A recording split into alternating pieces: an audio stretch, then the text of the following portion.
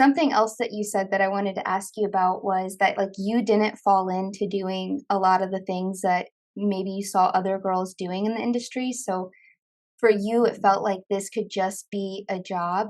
So does that mean, like, you never got into any kind of, like, substance abuse or other, like, extracurricular, like, sort of sex work behind the scenes? You were just strictly dancing?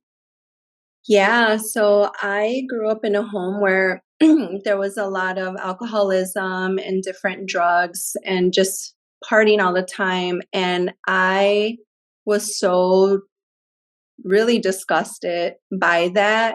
And just a lot of things that I witnessed growing up, I would tell myself, I'm never going to be like that. I'm never going to be like that. I'm never going to be like that. So I made a lot of inner vows at a very young age, and I maintained them. So going into the industry, my friend who introduced me, she had reminded me, like, Corrine, you don't do drugs, you don't drink, you don't do anything. Like, you'll be fine there. Like, just keep that head on. And I'm like, yeah, I would never like do that. And honestly, like, I would look down on people who did that. And it was because it was my own struggle at home, right? And just the things that I experienced.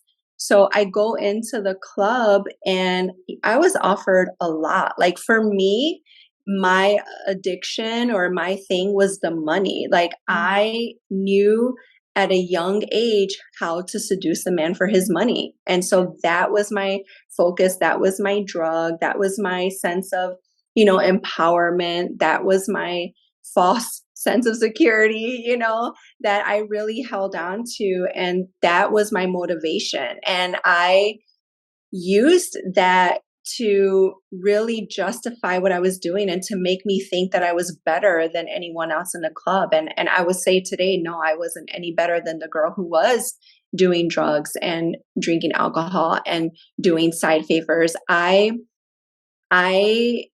just really learned how to play the game. Like, for me, it was like less is more. And I would I had a way to manipulate the customer and make them think that it was about me and him and I was in love with him. You know Yeah. what I mean?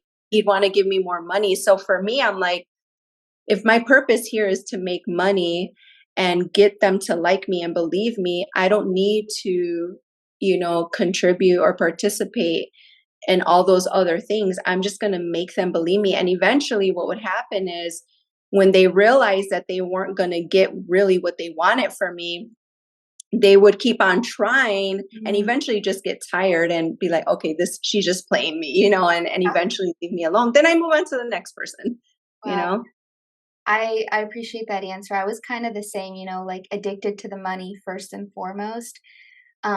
And I really thought like I wasn't going to dabble into substances again because I was on a healing journey. And when I went back to the clubs, it's because I was in the new age and I was like, okay, this is part of me healing and all these things. But then I did. I found myself, doing drugs and drinking again, but the money was still first and foremost. And something that I like that you mentioned was when you had that encounter with God on the stage, how you looked out into the audience and you began to see like these men as his children. That was a huge thing in my testimony as well, was beginning to see like, okay, if I'm his daughter, then this guy is his son, and I don't want to be the one that leads him into temptation.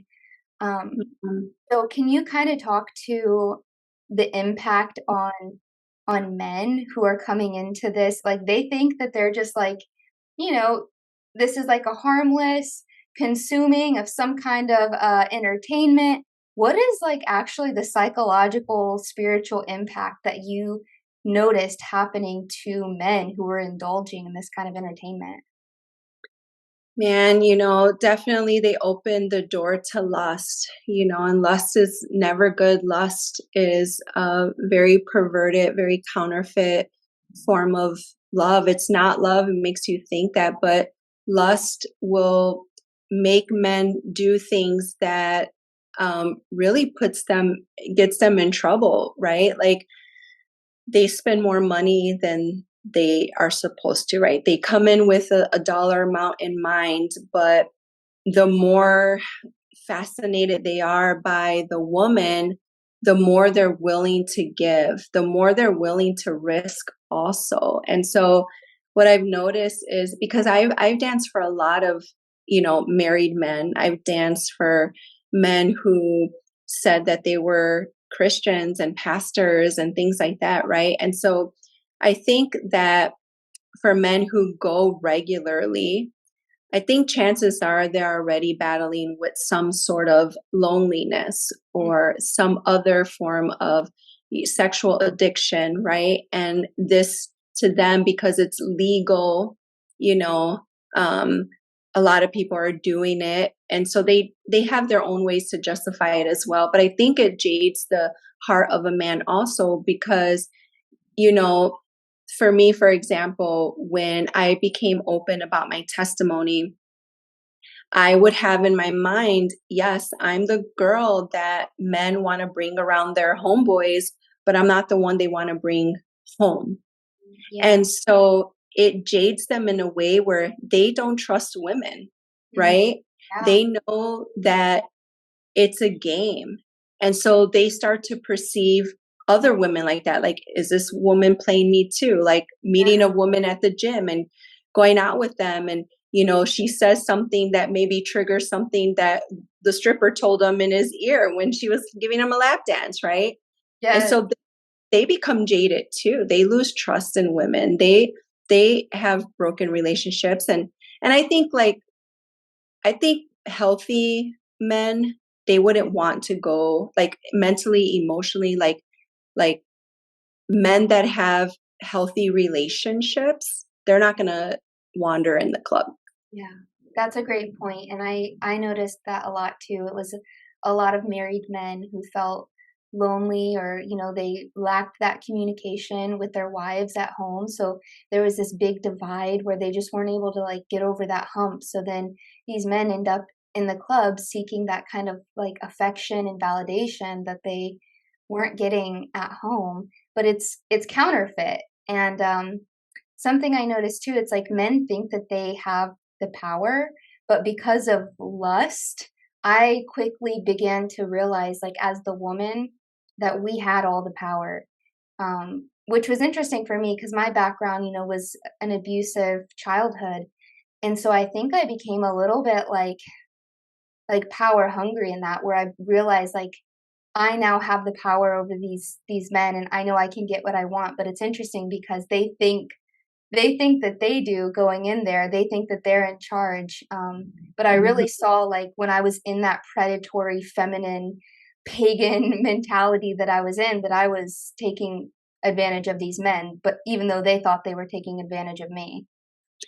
I am right in that same mindset. I definitely was like, wow, they think they are, taking advantage of me, objectifying me. I'm objectifying them too, and I'm the one walking away with the money, not you.